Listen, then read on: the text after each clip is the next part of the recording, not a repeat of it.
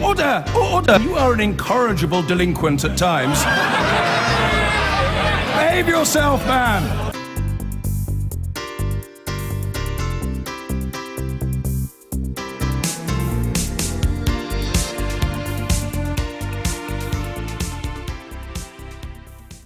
Now, while I was in town, I sat down with the co-leader of the Green Party, Caroline Lucas, who's been fighting against those rate rises. And I started by asking her what exactly she wants the government to do. Well, I raised this at Prime Minister's questions last week. In fact, I was the only MP who did, but what I wanted her to do was, first of all, make exceptions for small and micro businesses, particularly to have an extra fund for them. I wanted to look at the numbers of businesses that are included in the rate relief scheme. But crucially, and in a bit of a longer term, we need to have a complete review of business rates altogether. It is a perverse system that often really does impact small businesses hard. And I think we need to look again in terms of having a land value tax system or a system based on revenue turnover rather than on the rental values. The problem is, all this is going to cost money, and we've already got a social care crisis, a crisis in the NHS. Where's it all going to come from? Well, I think it's going to be a rebalancing away from some of the bigger companies. Of course, don't forget, this is a government that has been consistently reducing corporation tax, and that often helps some of the biggest companies most of all. So let's look at the bigger companies paying a bit more so that the smaller businesses, the businesses that a city like Brighton absolutely depends on, are able to prosper and thrive, because they are the ones who are really the wealth generators, the generators of jobs. I'm keen to talk to you about Brexit now. And the House of Lords defeated the government this week. They backed an amendment to the Brexit bill that would guarantee the rights of EU citizens living in the UK. What do you think it says about the level of scrutiny provided by the House of Commons that this is happening in the Lords instead? Well, I think it's a damning indictment on what happened in the House of Commons, and I think what we've seen is a complete absence of robust opposition on this issue. The tragedy was that Labour, essentially, although they put forward a set of very good amendments, also said prior to doing that come what may, they would support the triggering of Article 50. So as soon as they'd raised the white flag on that, as soon as they had given their unconditional support for triggering Article 50 come what may, any leverage they might have had to get those amendments passed was completely gone. And as a result, we've had the House of Lords being the ones who are standing up for the right of EU citizens to remain, the House of Lords who are likely to be standing up for proper scrutiny in the Commons. That is farcical. What we should have is a real opposition coming from Labour, working with the other opposition parties, myself, the Lib Dems, the Nationalists, so that we can have a common position. Because if we had that, we could have stopped this extreme Brexit for which Theresa May has absolutely no mandate. So you blame Labour then for effectively rolling over and allowing the government to get their way on Brexit?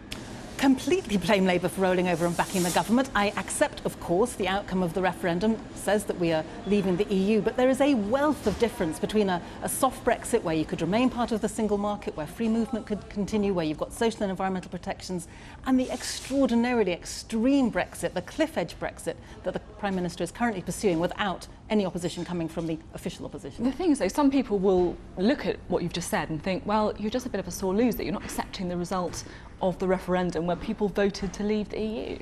People certainly voted to leave the EU, and that's not in question, but the issue of whether it was an extreme Brexit or a softer Brexit wasn't on the ballot paper. And if you're taking the Prime Minister seriously when she says she wants to bring the country together, well, there are 4 nations in the United Kingdom, 2 voted to remain, 2 voted to leave. So one might argue that if you want to try to keep the country together, the best way to do that would be to pursue a softer Brexit that would mean that you could actually bring people together in a much more effective way. Let's talk now about the future of your own party, because the Greens are bumping along at about 4% in the polls.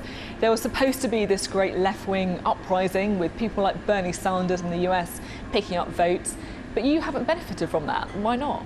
Well, don't forget that 1.3 million, I think, people voted for the Green Party in 2015 in a voting system which is absolutely inimical for smaller parties. So in spite of the fact that most of those people knew that under first past the post they weren't going to elect a Green Party person, 1.3 million people still voted Green in 2015. But you don't seem to have built on that base, though, do you?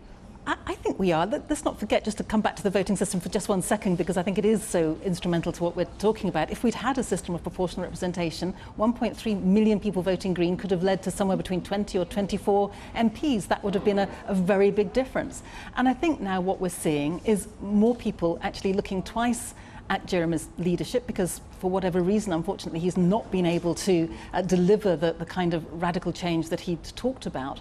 And they want a party that is consistent about what it stands for and that will be very clear in its opposition to government policy on everything from the business rates hikes through to Brexit, through to, for example, infrastructure. At the minute, Labour supports Heathrow expansion, it supports Hinkley, the nuclear power station, it supports HS2. You know, it's the Greens that are providing real opposition, suggesting a different way forward based on green energy, based on local transport links and so forth. Do you think that the problem is that if you're left-wing, you'll vote for Jeremy Corbyn, and if you want to stop Brexit, you'll vote for the Lib Dems? So what's the point of the Green Party? The point of the Greens is, first of all, I would challenge both of those assumptions that you've just made, but the point of the Greens is that you've got consistent leadership on policies where you know where the party stands on everything from nuclear weapons to nuclear power, through to real investment in green energy, through to the kinds of jobs that you could get if you insulated every single home in the country, bringing people's fuel bills down, creating hundreds of thousands of jobs, addressing climate change. You'd have true sustainability at its heart there as well. So are you looking to make alliances then with other left-wing parties? Not standing in elections, for example? This is a question that I think is rightly being answered at local level. So there may well be some local areas where there's sufficient agreement and trust between the different parties to have a situation whereby perhaps one party will soft pedal or another party may perhaps stand down. But it's absolutely down to the local level to decide that. And for us, for the Greens, the big prize for that is about changing the voting system. You know, we've just recently had the referendum where the rallying cry was taking back control. I think we should start by taking back control of our democracy. And are those conversations going on already with parties like the Lib Dems or even with Labour? Certainly at a local level, lots of those conversations are going on, and the think tank Compass is acting as a kind of a moderator, if you like, a chair of many of those meetings. And up and down the country, these issues are being debated because more and more people recognise that with fast past the post, their voice doesn't count. They're looking at Labour and recognising that, frankly, whoever the Labour Party leader is, the chances of them winning an outright majority at the next election is vanishingly small. So instead of fighting amongst ourselves, is there scope for us to be working together on certain issues? And if there is, I think it would be irresponsible not to actually address that. You've talked a lot about the voting system, which clearly doesn't help smaller parties like your own.